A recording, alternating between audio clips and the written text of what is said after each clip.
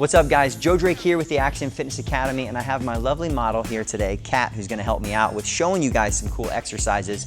One of my favorite ways of interacting with and training clients is manual resistance. And I say manual resistance where I am actually becoming the resistance that Kat's working against. So I like this for a couple reasons. One, because it allows us to kind of cross this touch barrier. You know, if she's got her hand outside of my fist and we're going through doing this single arm chest press, not only from a physical standpoint, I can really make this exercise pretty intense. Something about manual resistance really engages, fires up all our stabilizer muscles and core. But hey, you know what? It's kind of interactive. For many clients, it doesn't feel like normal exercise. And I find you'll get a lot of clients working harder as well. So check out some of the exercises that we're gonna show you and let us know what you think.